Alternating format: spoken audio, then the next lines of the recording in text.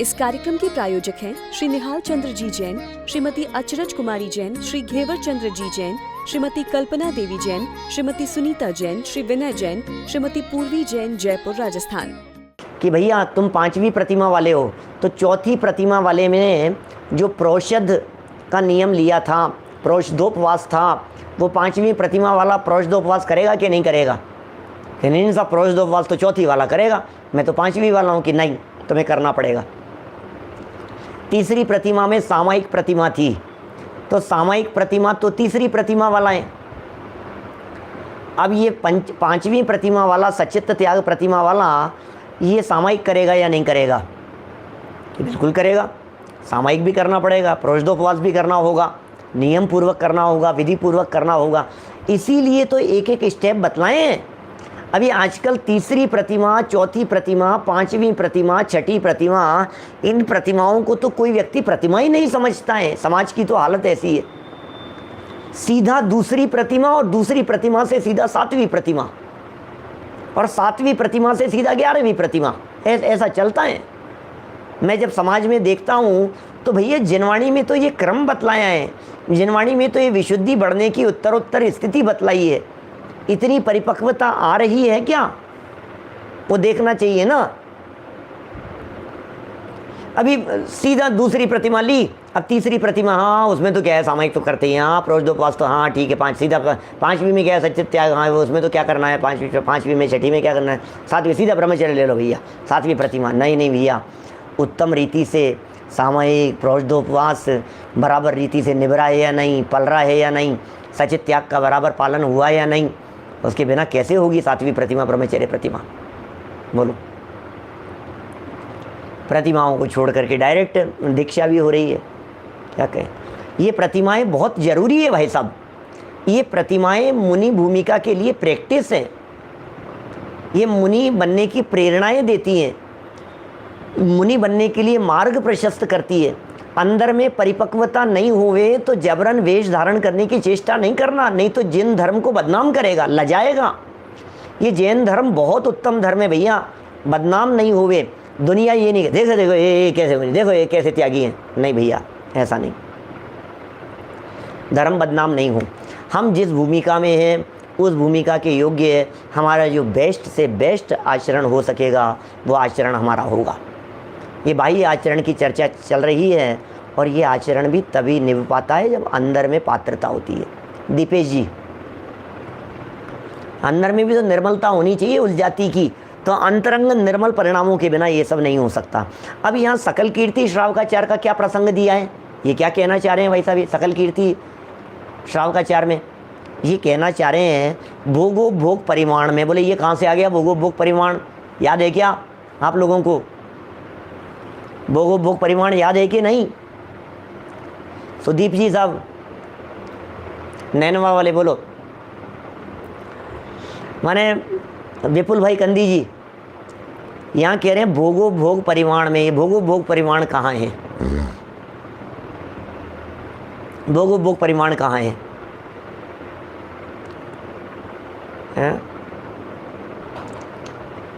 तो भोगो भोग परिमाण है दूसरी प्रतिमा में।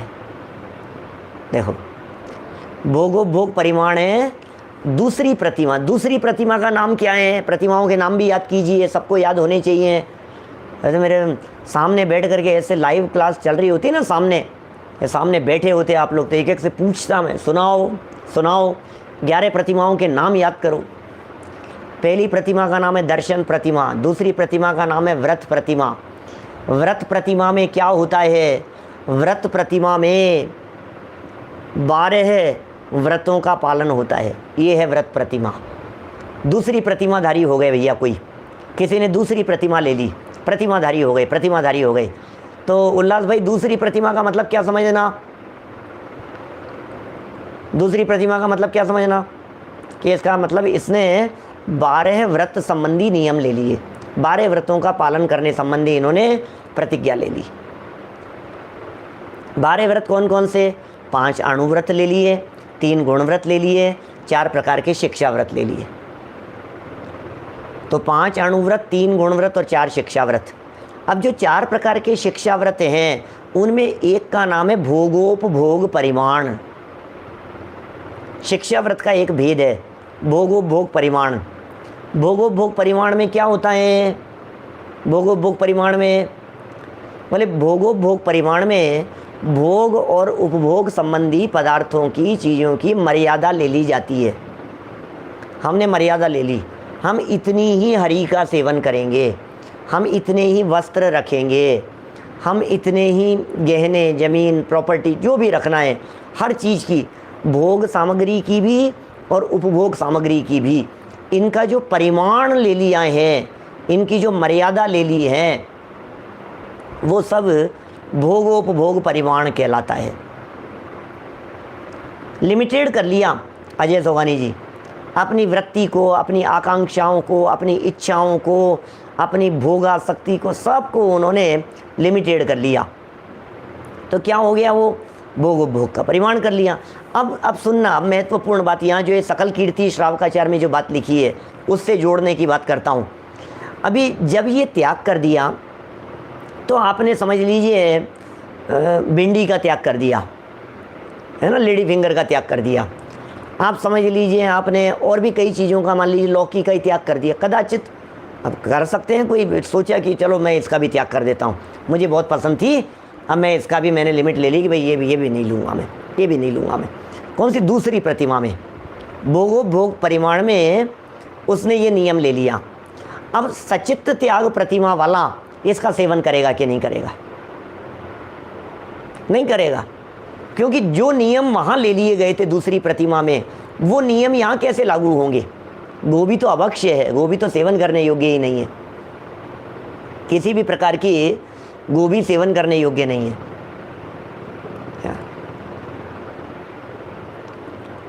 माने चाहे वो फूल गोभी हो, चाहे पत्ता गोभी हो, किसी भी प्रकार की गोभी, हमने हमारे घर में कभी गोभी नहीं देखी, जन्म से कभी नहीं आती है, कभी नहीं खाई, कभी नहीं खाते हैं।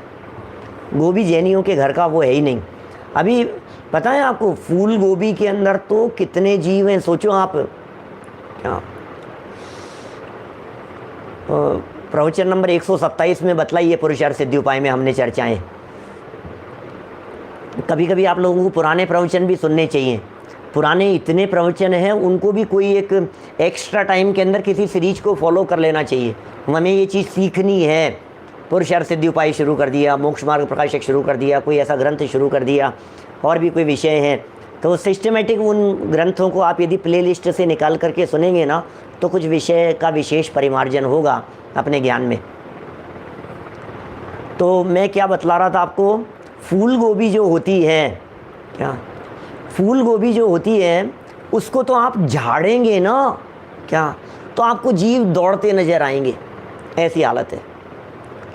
और पत्ता गोभी जो है, उस पत्ता गोभी में ऐसे झाड़ने से नहीं दिखते हैं, लेकिन उनके पत्तों के अंदर बहुत जीव होते हैं। क्या पत्तों के अंदर ही अंदर आपको पता नहीं लगता है।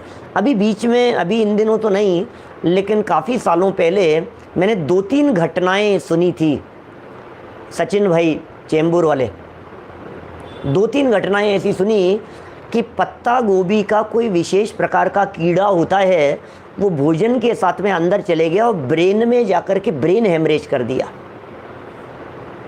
पत्ता गोभी का कोई वो ऐसा कीड़ा, कोई विशेष प्रकार का, बहुत कीड़े होते हैं इनमें तो। अरे तुम मोटे मोटे कीड़ों की बात कर रहे हैं, सर्वज्ञ भगवान के ज्ञान में दिखे गए कीड़े कहाँ दिखेंगे आपको? मैंने आपने तो देख लिया कीड़ा चल रहा है, कीड़ा चल रहा है, नहीं नहीं नहीं बिल्कुल साफ़ है, बिल्कुल नहीं है, बिल्कुल धो लिया हमने तो, एक भी नहीं है, बिल्कुल देख लिया। तुम क्या देखोगे अपने इन चर्म चक्षुओं से, इन मोटी मोटी आँखों से क्या दिखाई देगा?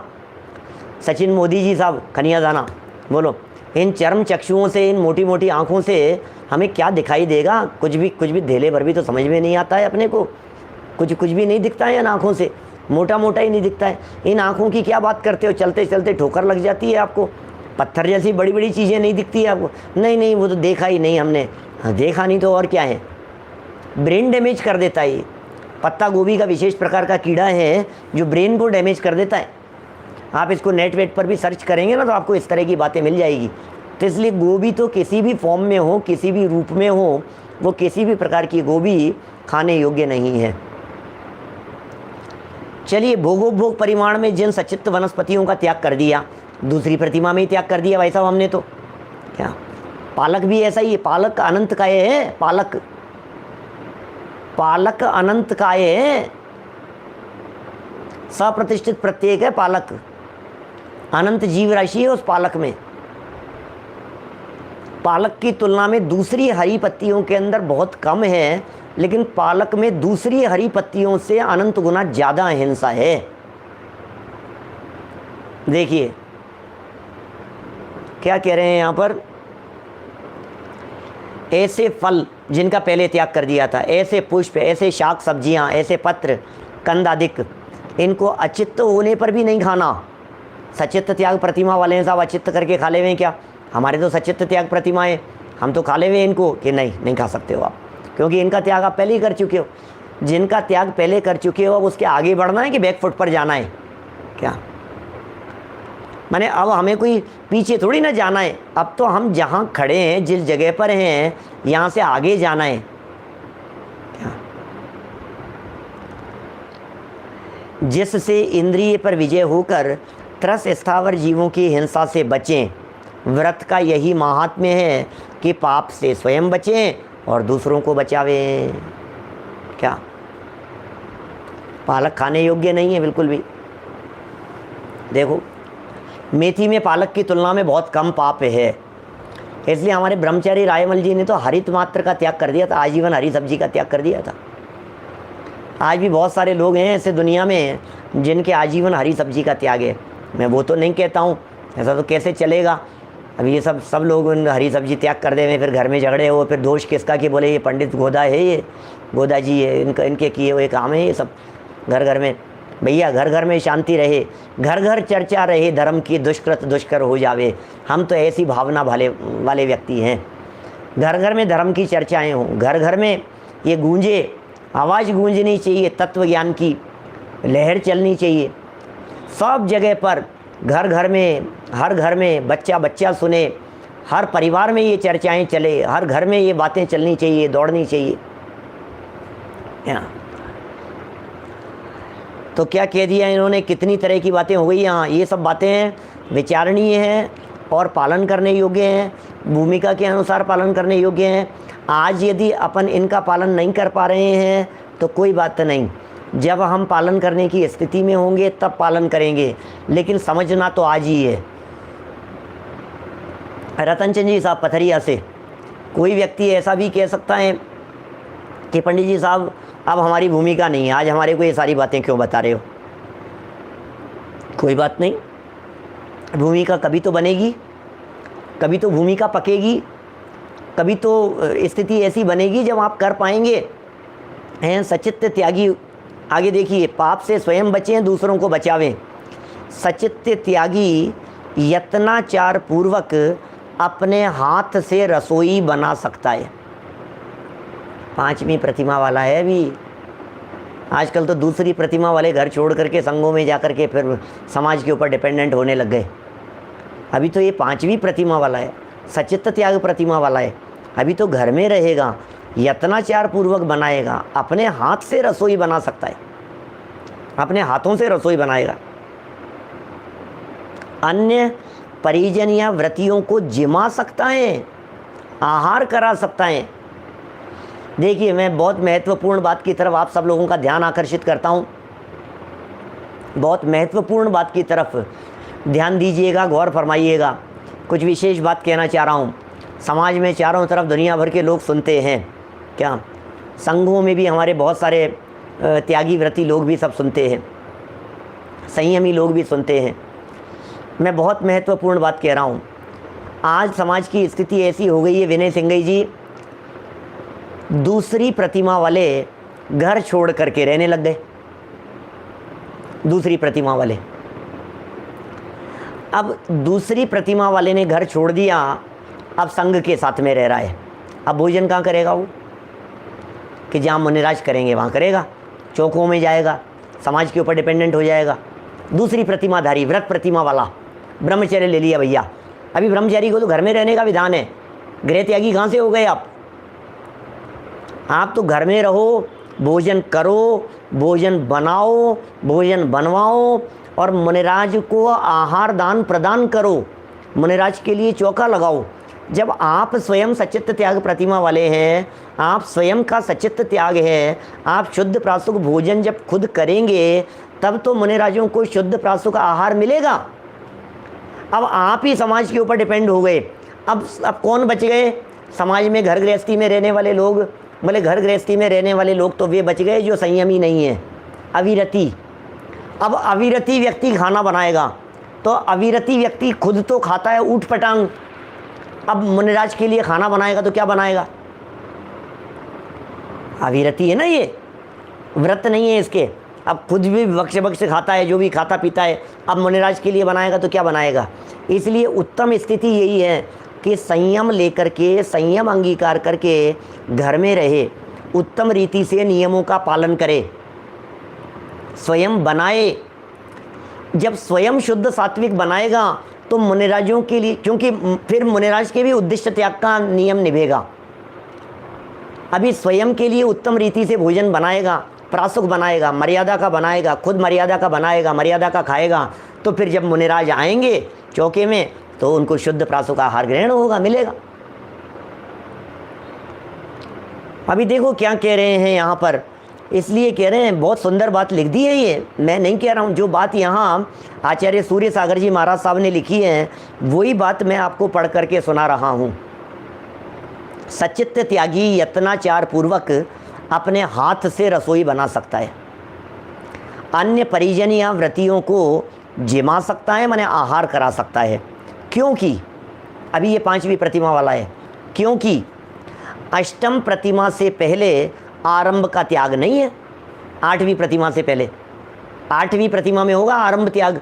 अभी तो हम 5वीं वाले ही हैं, 6ठी प्रतिमा वाले हैं, 7वीं प्रतिमा वाले हैं, अभी हमारे आरंभ का त्याग तो नहीं है। और जो चौका चूल्हा बनाना, बंधारना, इन सब चीज़ों में जो होता है वो सब आरंभ होता है, तो अभी आरंभ का त्याग नहीं किया है अभी हमने। क्या आरंभ का त्याग नहीं किया है? 8वीं प्रतिमा के पहले आरंभ त्याग नहीं है। इस प्रतिमा में तो सचित्त न स्वयं भक्षण करे न करावे, न ऐसा उपदेश दे कि सचित्त भक्षण करो। बस यहाँ इस प्रतिमा तक तो इतनी ही बात है, इससे अधिक नहीं। क्या सचित्त प्रतिमा के अंदर तो बस इतनी ही बात कही है कि सचित्त भोजन करेंगे नहीं, सचित्त भोजन कराएंगे नहीं, सचित्त भोजन करने की अनुमोदना करेंगे नहीं, सचित्त को प्रमोट नहीं करेंगे, सचित्त की प्रेरणा नहीं देंगे। और यदि सचित्त कुछ हमारे माध्यम से लाया गया है तो उसे अचित्त करके ग्रहण करेंगे। ठीक है, चलिए इतनी बात हो गई। और देखिए एक आध पैराग्राफ और लेते हैं थोड़ा सा। क्या कह रहे हैं? ज्ञानानंद श्रावकाचार्य में भी लिखा है, ब्रह्मचारी रायमल जी का लिखा हुआ है, टोडरमल जी के समकक्ष थे। जयपुर में भी इनकी कार्यस्थली रही। क्या ये तलाशते हुए आए थे जयपुर में ब्रह्मचारी रायमल जी साहब, टोडरमल जी को तलाशते हुए। टोडरमल जी यहाँ मिले नहीं तो इन्हें तलाशते तलाशते, टोडरमल जी को तलाशते हुए सिंघाड़ा चले गए, जयपुर के पास में सिंघाड़ा, वहाँ रहते थे टोडरमल जी साहब अपनी आजीविका के लिए। फिर वहाँ देखे, टोडरमल जी से मिले, फिर वापस आकर के जयपुर की जैन समाज को उन्होंने बहुत खरी खोटी सुनाई और कहा कि तुम्हारे होते हुए इतने उत्कृष्ट विद्वान को आजीविका की दृष्टि से एक स्थान से दूसरे स्थान पर जाना पड़े, ये जयपुर जैन समाज के लिए शोभा की बात नहीं है। फिर जयपुर जैन समाज ने वापस पंडित टोडरमल जी साहब को बहुत बहुमान पूर्वक, सम्मान पूर्वक दोबारा यहाँ बुलाया और उनकी सारी व्यवस्थाएं की। फिर टोडरमल जी साहब ने हमारे यहाँ तेरापंथी बड़ा मंदिर, गीवालों के रास्ते जौहरी बाज़ार में जो मंदिर है, उस मंदिर में बैठ कर के प्रतिदिन स्वाध्याय किए, लेखन किए। हज़ार हज़ार लोग रोज़ाना सुनते थे उनको, 1,000 लोग उनके निर्देशन में पढ़ते लिखते थे, प्रतिलिपियाँ करते थे, स्वाध्याय करते थे, प्रवचन सुनने के लिए आते थे उस जैन मंदिर में। आप कहेंगे साहब इतनी कहाँ जगह, सब वो ज़माना कुछ अलग था। क्या ऐसे कोई टेक्नोलॉजी का ज़माना नहीं था आज जैसा उस ज़माने में, लेकिन उस ज़माने में जो पंडित जी साहब ने जो काम किया वो कुछ अद्भुत काम हुआ। उनके समकक्ष थे ब्रह्मचारी रायमल जी। कैसे याद आ गए? ज्ञानानंद श्रावकाचार्य ब्रह्मचारी रायमल जी द्वारा लिखी गई रचना है। बहुत सुंदर श्रावकाचार्य ब्रह्मचारी रायमल जी का लिखा हुआ। इस ज्ञानानंद श्रावकाचार्य का अनुवाद हमारे धन कुमार जी गोधा साहब ने किया है, क्योंकि ये तो इन्होंने लिखा ढूंढारी भाषा में, वही लगभग 250 पौने 300 साल पहले लिखा गया। उसका आधुनिक हिंदी में अनुवाद किया हमारे धन कुमार जी गोधा, जयपुर वाले। सूरत वाले उनको जयपुर वाले कहते हैं और हम जयपुर वाले उनको सूरत वाले कहते हैं। अच्छे विद्वान थे, कर्णानुयोग के। 82-83 वर्ष की उम्र में उन्होंने PhD की और गिनीज बुक में उनका, वर्ल्ड रिकॉर्ड में उनका नाम दर्ज हुआ। इसकी हिंदी भी है। बहुत सुंदर ग्रंथ है ज्ञानानंद श्रावकाचार्य। देखिए, इस श्रावकाचार्य में लिखा है कि 5वीं प्रतिमाधारी के सचित्त भक्षण का त्याग है, न कि स्पर्श करने का भी। ऐसा लिखा है उन्होंने। क्या ये क्या लिखा है? सचित्त प्रतिमाधारी जो है ना, इसके भक्षण करने का त्याग है, न कि स्पर्श करने का भी। ऐसा त्याग तो सकल संयमी मुनिराज के होता है, उसको स्पर्श करने का त्याग। सो भी उत्सर्ग पने में, अपवाद अवस्था में उनको भी नदी पार करना होवे तो गोड़े प्रमाण जल में उतरते हैं। मुनिराज नदी में से निकल सकते हैं या नहीं? क्या मुनिराज नदी पार हो सकते हैं या नहीं? हो सकते हैं विशेष परिस्थिति में। अभी वो सचित्त जल है, वो जल में मुनिराज कैसे उतरेंगे, जल में कैसे चलेंगे? लेकिन गोड़े, गोड़े मतलब घुटने, नी, घुटनों से नीचे नीचे यदि पानी है तो उस स्थिति में वे विशेष परिस्थिति में उस नदी के प्रवाह में से भी गमन कर सकते हैं। ऐसा ज्ञानानंद श्रावकाचार्य में लिखा है।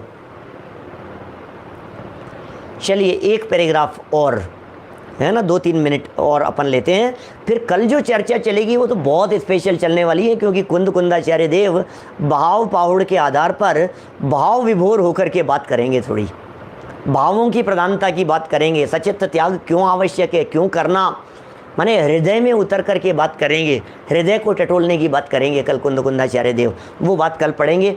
अभी बस 4 लाइनें और। स्वामी कार्तिकेय अनुप्रेक्षा की संस्कृत टीका में लिखा है, कार्तिकेय अनुप्रेक्षा ग्रंथ संस्कृत टीका, ये भी श्रावकाचार्य ग्रंथ है। इसमें लिखा है कि 5वीं प्रतिमाधारी न तो सचित्त स्वयं भक्षण करे, न दूसरों को भक्षण करावे, है ना। स्वयं भी भक्षण नहीं करेगा, दूसरों को भी भक्षण नहीं कराएगा, क्योंकि देखो कृतकार्यता अनुमोदना का पाप कहाँ है हमारे यहाँ? क्या हमारे कृतकार्यता अनुमोदना के अंदर समान पाप कहाँ है? तो अभी वो अनुमोदना नहीं कर सकते हैं, कारित नहीं कर सकते हैं, करवा नहीं कर सकते हैं, खिला नहीं सकते हैं, सचित्त भक्षण दूसरों को नहीं करा सकते हैं। कदाचित असाता कर्म के उदय से घर में किसी कुटुंबी के रोग जनित अवस्था हो जाए, क्या अभी चूँकि वो सचित 5वीं प्रतिमा वाला व्यक्ति है और घर में किसी व्यक्ति को बीमारी हो गई, कोई तकलीफ हो गई, असाता कर्म का उदय आ गया, कुटुंब में है कोई व्यक्ति, रोग जनित अवस्था है, तो उसको सचित्त वस्तुओं को अचित्त बनाकर उनका उपकार कर सकता है ये प्रतिमाधारी। घर में किसी को तकलीफें हैं तो हम इसको अचित्त कर सकते हैं, सचित्त को अचित्त बना करके ले सकते हैं, हम इसको अचित्त बनाया जा सकता है, स्वयं भी कर सकते हैं सचित्त प्रतिमाधारी, और अचित्त भी बना सकते हैं। हमारे संजय जी शास्त्री जेवर वाले चला रहे हैं शायद। देखिए फिर कहते हैं, यहाँ हो गया पूरा। इस प्रकार का अन्य भी अनेक ग्रंथों में उल्लेख है। माने कुल मिलाकर के यहाँ ये कहना चाह रहे हैं कि भैया आपकी भूमिका यदि उत्कृष्ट हो गई है तो आप त्याग कीजिए, और यदि आपकी भूमिका उत्कृष्ट हो गई है तो फिर आप उसके त्याग को दृढ़ता से पालन कीजिए। यदि आपकी भूमिका उत्कृष्ट है तो फिर आप करिए भी नहीं, आप करवाइए भी नहीं, और कहीं यदि कार्य हो रहा हो तो उसकी आप अनुमोदना भी मत कीजिए। इस कार्यक्रम के प्रायोजक हैं श्री निहाल चंद्र जी जैन, श्रीमती अचरज कुमारी जैन, श्री घेवर चंद्र जी जैन, श्रीमती कल्पना देवी जैन, श्रीमती सुनीता जैन, श्री विनय जैन, श्रीमती पूर्वी जैन, जयपुर राजस्थान।